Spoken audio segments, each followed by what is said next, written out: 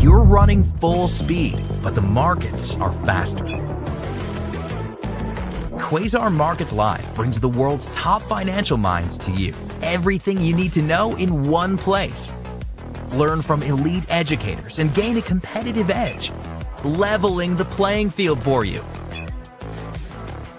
Join the conversation. Quasar Markets Live.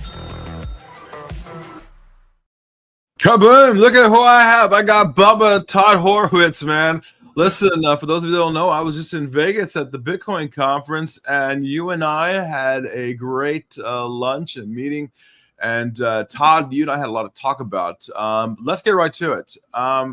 Politically, the big bad bill, the one that everybody loved, that Elon loved, and the president loved, and it's so loved anymore. They came out and said it sucks. What's going on, Bubba, in Washington? Well, I think the bill did suck. In fact, my headline for my show this week was "Big Beautiful BS," and again, I like what's going on. I like what they're trying to get done, but at some point, Steve, we got to quit spending so much money. Tax breaks are great. Let's look at it's interesting. You live in Florida, I live in Vegas, two no tax states, right? And they're thriving. Okay, California, Illinois, New York, the highest tax states, and they're getting killed. What gives? What's the problem there? So I'm happy that, or I hope that they readjust this, because I think the biggest thing for our government to do is to quit spending so much money and quit taking so much money away from the taxpayer and let us have a life ourselves. What would you say if I said to you those no tax states like Nevada and Florida? Florida has Disney World and Miami. It's not hard to have taxes here. The bad taxes are high. Hotel taxes, not hard when people are spending money left and right in the casinos. Talk to me about those states that don't have that have to raise taxes somehow, right? Well, but doesn't California have Disneyland, and doesn't California have a lot of industry, and don't they have what's it called? Hollywood, right? Of course, yes. Hollywood, and doesn't Illinois have a lot of industry and a lot of farming community and a lot of you can make excuses any way you want. The bottom line is the governments of those states want to collect more taxes because they want to be sanctuary cities. They want to pay for illegal immigration and harbor those people that are more like fugitives than citizens. So again, look, we all know that if you and I lived like the federal government does, or those state governments did, we'd be in bankruptcy court or jail. Yeah, pretty much. Yeah, I agree with that. Listen, but we talked about the geopolitical side of things too, right? Things aren't going well in Russia and Ukraine. President Trump said, "Oops, I made a mistake here. Maybe Putin is not the nice guy that I thought he was." Maybe Xi Jinping on Friday, supposedly the White House is having a big meeting with Xi Jinping. Is something going to come out of this, of anything? Russia, Putin, Ukraine, anything going to be good? Or is it just bad again? Well, I think Putin, we don't know, is a killer, right? I mean, he's a KGB agent. I mean, he's up for the oligarchs. He's not up for the average people. He's not for us. Yeah, that's right. Okay, so I think that maybe can something good come out of it, but it's hard to say. And China, I think, is nothing's going to come good out of it. Now, I'm kind of happy about nothing good coming out of China. I'm not a fan of China because I think that we give them too much money. We take care of them too much by buying all their goods and selling them our food. I think that we have to put our foot down at somewhere, because we all know the 100-year plan of China. It was accelerated by the previous administration, but we have to stop giving away our resources. And let's face it, you could manufacture in this country, not for as cheap as China, but certainly you could get close. But if the jobs in this country and the people were working more, they'd be happy to pay a little bit more if I was working more. I think I talked to you about this Saturday night when we were together, and I said, in 1985, the average home was $80,000. The average salary was $25,000. So it's like three and a third times what the house was. Today, the average income is $70,000. The average house is almost $500,000. Not a good mix. We have to do better than that for this country. Again, I'm all for helping others, but first thing, we got to get our own house in order. Yeah, the new JOLTS numbers came out this morning. Job opening labor turnover survey was a little higher than expected. Unemployment's going to tick up a bit. Inflation is going to tick up a bit. And it's the big bad word that I've been saying for over 6 months now, stagflation. Are we right in the middle of it? I think we are. I mean, we're definitely in recession. I do think stagflation is a real concern. And of course, out of all the inflation, stagflation is the worst of them. right. Because that means nobody's working, nobody's got any money, and you can't do anything. But at the end of the day, I think we're very close, and this is going to be a very key time. And I think what we're seeing is even in the markets, participation by those who have and those who used to be in the market are no longer in, which is a concern because their 401ks are ways to fight inflation, which is another big problem because that's the other side of this coin, Steve, is we have a big chance for a huge spike in inflation based on interest rates, based on gold, based on the dollar. Things are not looking very well, and there's going to have to be pain here at some point. Yeah, you beat me to it. I'm looking over the prices now. Gold at $33.56 now, and silver at $34.58 now an ounce. And I am watching the Dixie again, slipping back to the upside, 99.22.5 there. Yeah, I mean the dollar's still waning. It's under the 100 mark there, under the. And then I guess we're going to look at gold going higher, back to 3,400 again. Is that right? Well, it was just over 3,400 yesterday. It is coming back a little bit.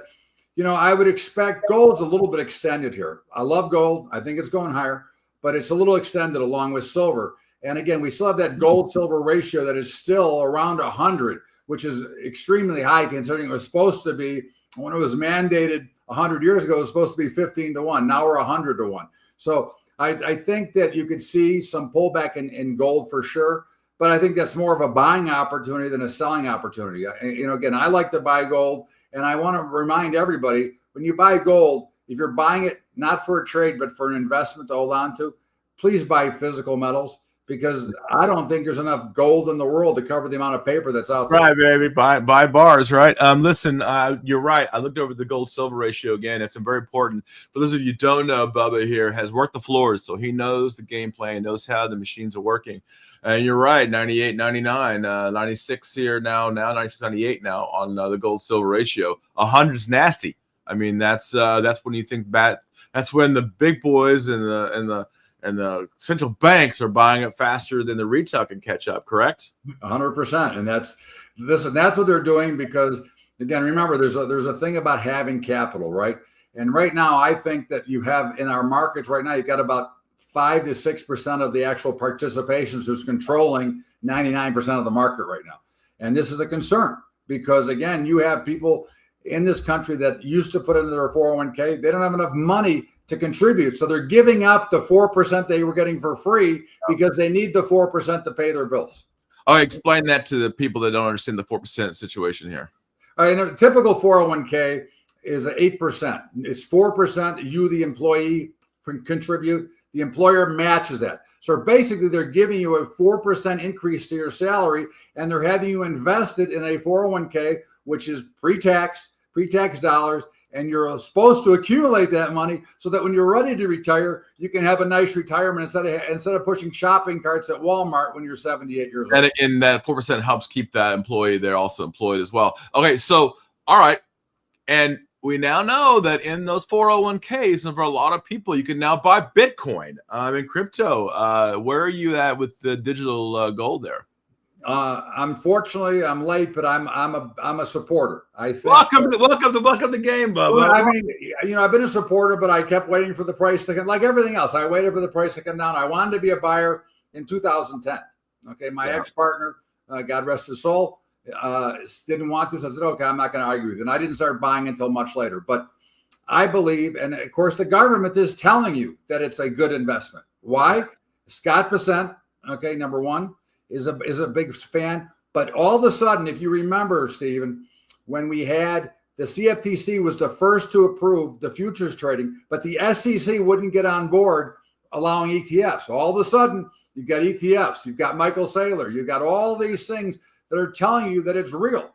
And it may be a digital asset, but it's real. And I think that it's a great place to put some of your money. And you all know I'm a big proponent of Bitcoin, but I saw Peter Schiff on Thursday of last week, and Peter said something to me very interesting, Bubba. He said, look, you're all on a high. The president loves it. Congress loves Bitcoin. Everybody loves Bitcoin. Why not sell it now when it's on its high? I couldn't really disagree with him. As a trader, I understand that point. Well, again, you have to remember now, are you an investor or you're a trader? If you're taking part of your position and you're trading it, then yeah, I would sell some here because I believe it will come down to 100,000, 90,000 again. I think that's legitimate. I think that's real, even lower. But at the end of the day, if you're not a trader and you're an investor, then why bother? Why try to pick tops and bottoms when you're not going to get back in if it goes against you versus just holding the asset? If you believe in the asset class, like the stock, let's use the stock market, Stephen. The stock market has gone up 8.5% year over year in the history of it, and 10% year over year since 1950. Right. So if you just put money in, somebody who put money in 1964, $5,000, it's now worth about $6 million. That's right. Yeah. Think about that. And you had an example yesterday with the mooch, he put in $1,200 into Microsoft in 1991 or whatever it was, and it's now $288,000. So the appreciation, you can never overcome that. Compound interest is, according to Albert Einstein, the eighth wonder of the world. That's right. And I think that Bitcoin's got the same thing going for it. I mean, is it going to $1 million? I have no idea. The next level it's got to get to, in my eyes, is 112,000.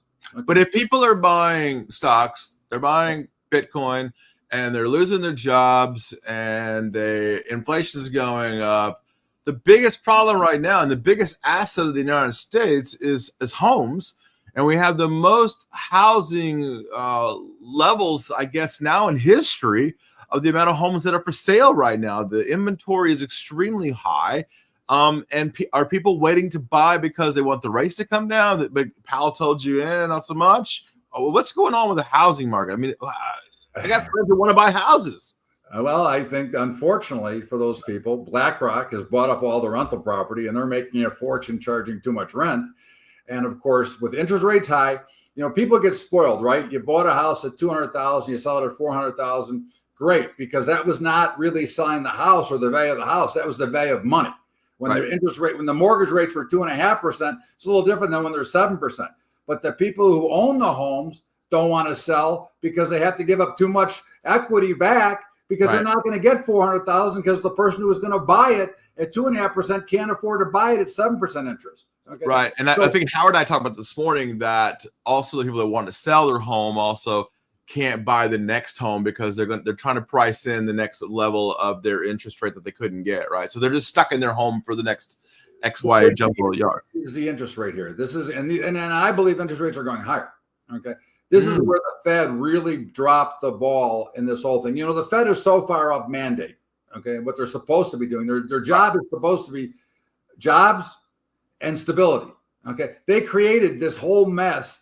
Alan Greenspan was the original bubble builder who started building this housing bubble way back in 1980, and we've got this problem. And it's very hard for a consumer, especially if you're not making as much money. And again, this goes back to the differential in income to what the house costs. All of a sudden, that house is not so affordable. So this So you mentioned Greenspan. Let's do it. I'll say it. I'll pull him up here. Green shoots. Do you see any green shoots happening anywhere? Because that's what he always looked for, the green shoots. Talk to us. Where is there any? Or do you see anything in the market here? I think there's always something in the market here, Steve. And I mean, listen, again, give it to me. What is it? Tell me. I heard Mitch talk about AI yesterday and quantum computing, the same things I've been saying. I heard him talk about cryptos being a good spot. Are those things going to get us out of this mess and to the next future? No, not right now, because I think, again, technology is great and AI is great. But what does technology and AI do? It puts people out of work. Okay, what technology do you want to see with the green shoots in? Well, no, I don't mind the technology. I think what we have to find out here first is we have to re-educate some people my age, let's say 50 or 45 to 65, or maybe older, if they want to still work. I mean, because listen, today we're no longer really retiring at 65. People work much longer because the average living age is 80 now. Okay? Right. So, unfortunately, in the first industrial revolution, anybody could work. You could get a nice paying job at an auto factory anywhere because it was easy, right? It was piecework. Now you're getting into an era where guys like me don't understand AI technology. I don't understand coding. I don't understand all this other stuff. So you've got a huge part of our population that is basically unemployable unless they keep their job. And I would argue that in the future, coding is a thing of the past too, because machines are already coding themselves. I think human resources, you already saw IBM talk about they got 800 jobs gone because of HR. They can put AI to it. Okay, I would say 12 years ago, Andrew Yang was running for mayor of New York City, and he said everybody should have a specific level. He didn't give exact numbers of minimum basic income, right? I was told against that as a person who's, but I'm not so against it anymore. If all these people are this basic income might just be keeping people out of, I guess, out of homelessness, out of not being fed. There's a problem here, right? I mean, if HR and accounting, and there's a lot of different areas that might just go away completely, right? Well, that's true. But if you bring back jobs to this country, it goes What back jobs? to the opening. What jobs? Well, if you bring back more manufacturing, you're still going to have some work to do. Okay. Listen, we're not giving up on manufacturing. And let's be honest. Okay. I've been voting for 50 years. Okay. Every president, every candidate who has run has promised to do what? Fix the infrastructure. Right. How many have done so far? If you close your eyes and tell me what you see, that's how many have done. Eisenhower. I mean, Eisenhower with the road system, interstate road systems. That was before 50 years ago. I'm going back 50 years. Okay, so you could build. How long would it take to fix the infrastructure in this country? 30 years. Yeah, it took a very long time. Bridges. Now, some people, myself, would argue that the Biden infrastructure bill did fix roads, bridges, some buildings. Not where I live, but okay. I'm not going to say that, but there was some, right? I would say the power grid needs to be fixed. Yeah, we talked about that. Especially with everybody whined and cried about Bitcoin, how much power it took. How much power AI takes 10 times what Bitcoin takes, and it's only going to get bigger. Okay, right. And which takes us to why are we not using nuclear energy? It's good enough for the Navy. Why is it not good enough for the country? Okay? Right. I mean, we should have nuclear energy. We'd have no problem here, and costs would be lower. People wouldn't have to make as much money just to start. Yeah, but do you think everybody wants in their backyard a nuclear power plant? Well, somebody that's a very smart guy, I think it might have been you, who told me they build these little huts of small places where you put nuclear and you spread it out so you don't have one or two big towers of nuclear energy. Yeah, I thought that was an outstanding idea. I think that it would work. And again, it's no different than power lines out above your head. We have a lot of areas that have a lot of potential issues. But if you want to fix a lot of the problems in the world, you go to nuclear power. That takes care of the environment for those who believe that there's climate change. That takes care of the cost of power. It takes care of everything. Yeah. So why not do it? Okay, let's get to it. People want to hear about trading. Bubba, you're one of the best traders out there. Let's talk about what are you trading right now? Almost nothing. The markets have been pretty much pathetic, as you can attest to. It's like, for example, today to this point in the day, I've traded 73 futures contracts. Okay, normally I'm at 1,000. Okay? Right. I mean, the markets are very quiet right now. You have to be very cautious as a trader now. Now we're talking about a trader. You've got to have a direct plan on what you want. And being overly active here is not fruitful because you can only get yourself in trouble. And these are the kind of days that you can lose $5,000 and $1,000 range, chasing the markets back and forth. Right. I think if you learn the option market where you can sell some premium, that's not a lot of high risk. It's risk. It's not a lot of high profit, but not a lot of high risk either. So you can get involved, right? You look for extended markets. You look for markets overbought, oversold, and sell call spreads or put spreads. You can use some ratio spreading. I'm doing a lot of selling futures, buying calls, okay, at a ratio of 3 to 5, 3 futures, 5 options. So I'm basically neutral. If I get a big move in the direction of the futures, I make real good money. If I get a move against me in the favor of the options, I'm still going to make some money. I just need a big move. And of course, those moves do show up, especially in these very slow conditions. So I think you have to be very careful. You have to have a very solid game plan of where you're going and what you expect to do. And don't try to say that I want to make $200 a day or whatever it is, because that's a fallacy. Right. Look at the bigger picture. Look to make X amount of money on a monthly basis. Set a goal. Put yourself in position and never chase the market. You got to be patient. Don't have the FOMO of missing out. Sometimes it's more fruitful and more profitable to walk away from the machine. Yeah, and I think that the emotion side of trading for a lot of people is tough, right? I mean, especially with new traders. And I think one of the things that I like about you is that you have what I don't have at 9 times out of 10 is the patience to teach, right? I was blessed. We talked about my upbringing in Southern Illinois and Western Kentucky because I lived in the cornfields, right? But you have the patience. And I'm glad that Jesse Curry was patient with me. But I don't have that, and I think a lot of people need to click on that button right now and go to Bubba Trading right now. See Todd, see what he has to offer. You see the bottom; he is literally a living legend in the industry here. I think a lot of people call me a legend, but if you look at it from the perspective of years in the markets and being on the floors, I got my nose broke. Did you get your nose broke down there on the floors? A couple of times, sure. How many whistles did you get, Todd? I told everybody I'll teach anybody how to lose 5,000, 1,000 range. I've done it before, and I'm sure I probably won't do it again, but I have done it on more than one occasion. I've been in fights down there. Again, you go through the wars. You know what it's about. You watch the action. But the biggest thing you can do, and what we used to do, and I can say this, we used to go out and play golf. We'd go play backgammon because sometimes there's nothing to do. And I trade live every morning with my members for an hour. And again, I say, look, we're going to call it early today because there's nothing to do. We can only find trouble. It's amazing. If you take an overview and look at a chart, you go, okay, there's really not much going on. Let me wait and see if something triggers. If not, I'm going to get out of here. If you stare at it long enough, you'll see that mirage of a trade that really doesn't exist, but because you're so desperate to make a few dollars, you're going to make that trade and you're going to end up losing.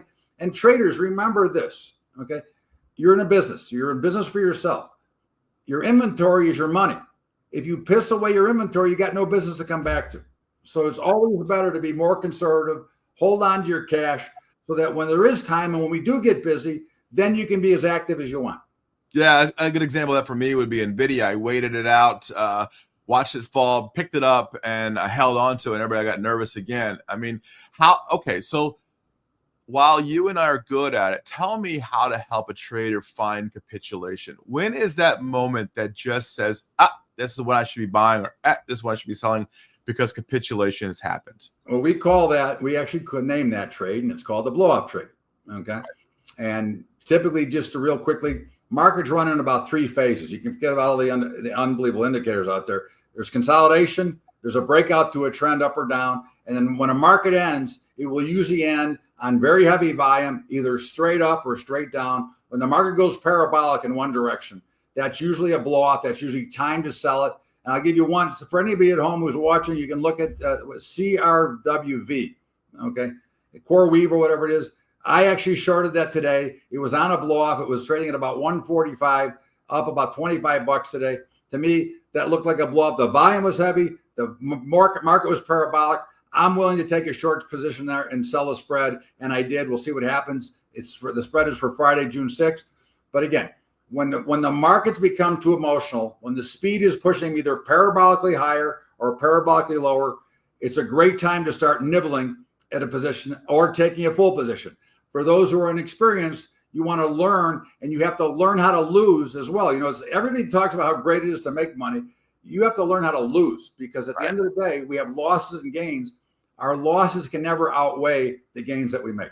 Yeah. For everybody out there, Bubba Trading, Todd Horwitz, my friend. Listen, Todd, thank you so much for being on the show today, and I will see you next week. Big Beat and Bubba. What could be better? Big Beat and Bubba. We'll see you next week. Thank you.